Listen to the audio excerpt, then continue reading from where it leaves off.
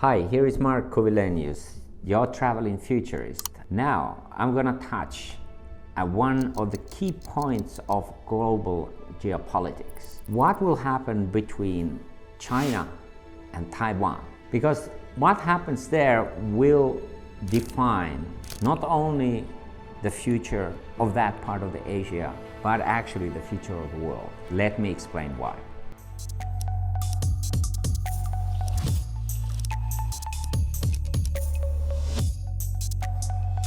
Taiwan is an island, and in that island there are over 20 million people living who are Chinese from their origin, but fled there after the Chinese Nationalist Party were losing to the communists back in 1940s. So they fled to this island and created their own country there. And that's where the history of Taiwan begins.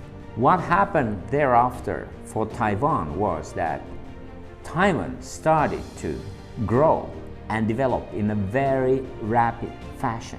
It was as if that part of the China was developing at least as fast as European countries, well, actually even faster. They were actually phenomenal. Maybe something similar happened also in Japan, but certainly not in the mainland China. Because what happened in the mainland China was that the communists, Mao Zedong, took over, and those decades after were devastating for that country.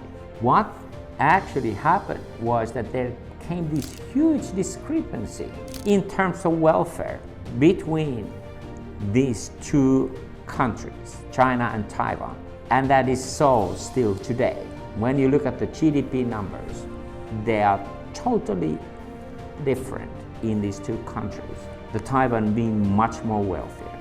And not only that, Taiwan also changed its own constitution to the democracy somewhere in the 1990s. And they still have that. They have very much of that type of stability in their political system that most of the countries wish to have. Taiwan has developed to be one of the very modern, well-run country who even has woman as their president. Actually, this woman is a very tough one.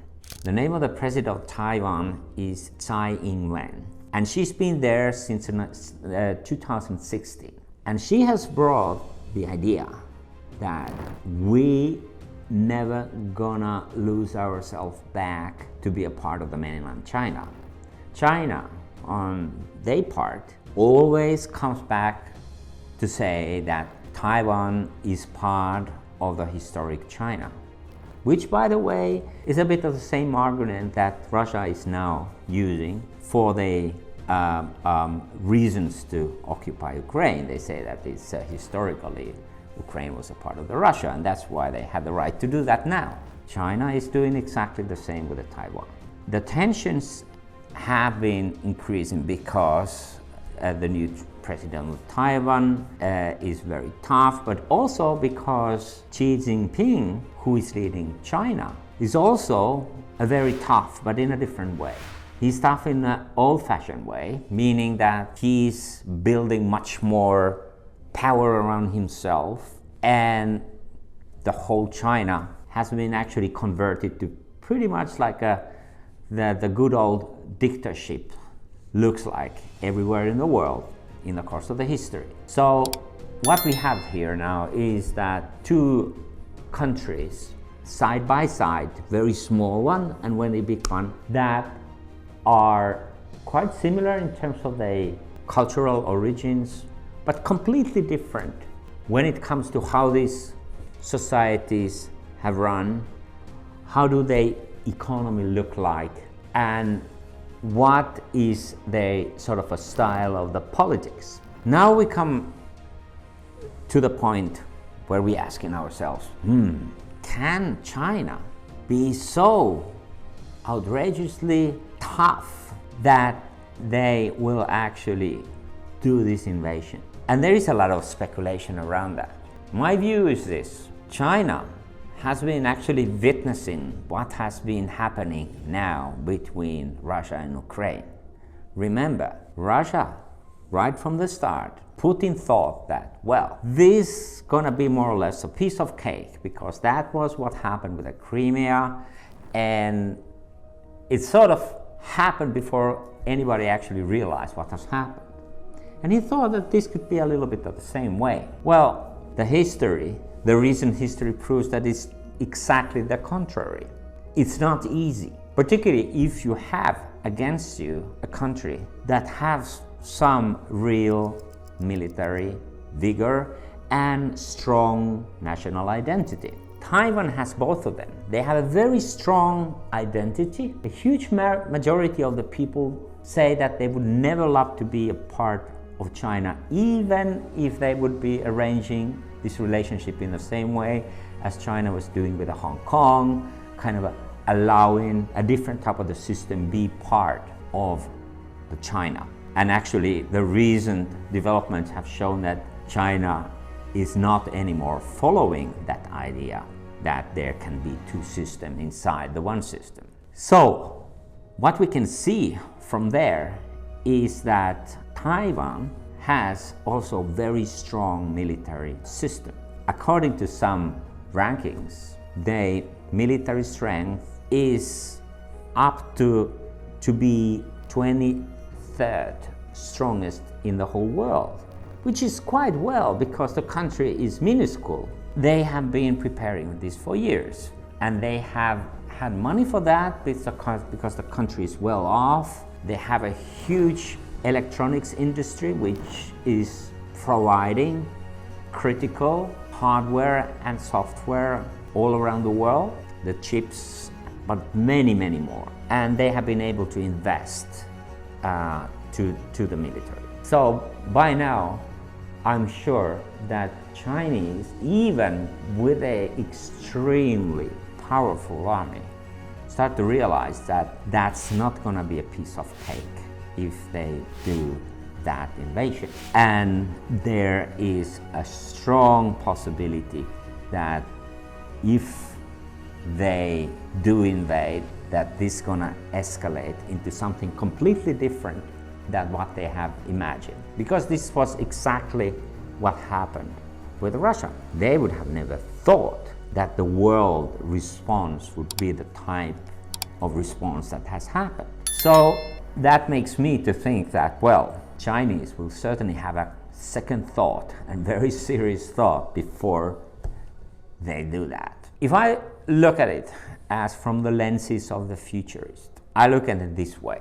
What is happening as a tension there has those obvious historical roots that I was touching upon. But the big deal here is this. World is changing. Asia is rising. Taiwan has been an essential part of that, but so is also China.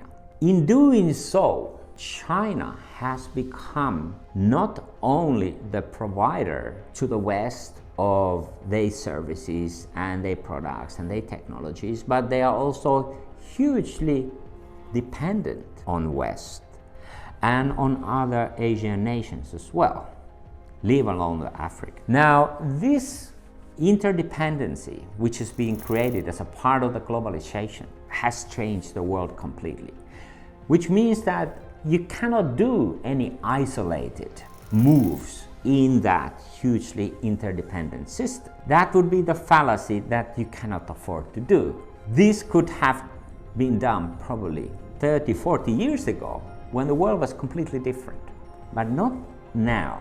Not when Asia is type of the locomotive for the world's economy, while at the same time it has become totally interdependent for other parts of the world, and particularly for the USA. So USA has been holding their idea about this, what they call the strategic ambiguity, meaning that, well, they don't say that in case China invades Taiwan that they're going to send their troops there. No, they're not saying that. But they're also saying very strongly that they don't want that type of a conflict happen because it can have serious consequences for the whole kind of a balance of that region and for the whole world. So their strong message has been, and this was of course aggravated by the visit of Nancy Pelosi recently to Taiwan, that don't do it, because if you do it, that will break the whole web of global economies in a way which is very hard to imagine. And for China, who is now coming down a little bit from the peak of its fast development, it has become much more crucial for them even to maintain, by and large, the current pace of their development. They cannot afford to have a much deeper decline in their growth rates. And that is another reason why they will take really seriously all these messages that they get from the international community, but particularly from the USA. For the world, it's very difficult to take a stance because countries in Europe, countries in other parts of Asia, countries in Africa, countries even in South America, they're all tied to China. And that's why there are only handfuls of nations that have actually officially kind of accepted Taiwan and create the complete diplomatic relationships. But there are some small countries like Marshall Islands, Tuvalu, St. Lucia, Paraguay, the bigger country. But mostly those small countries, island countries, because obviously they can very much relate to the situation that the Taiwan has and kind of have an empathy on the tough situation in which Taiwan needs to live beside its giant neighbor. Which again, I as a Finnish person also can relate to that, because we have been living not decades but the centuries and centuries just beside of the huge nation which is called Russia. And there have been a lot of tough times. Now, for China as for Taiwan, I think this current Cold War between those two countries is most likely going to continue. But we might think also in the future that if you think which one of those two modalities, the way Taiwan is running its country or the way the mainland China is running their country, which one is the more stable? Which one has more future? I think we don't have any hardship to answer to that question. It's quite obviously that the Taiwan has a much more resilient and stable model how they are running the country. So they're gonna be there long after some major changes, transformation, even revolution might take place in China. That is my prediction. So subscribe to my channel, and maybe you can also put your own comment or question. What do you think about the future of this relationship between China and Taiwan?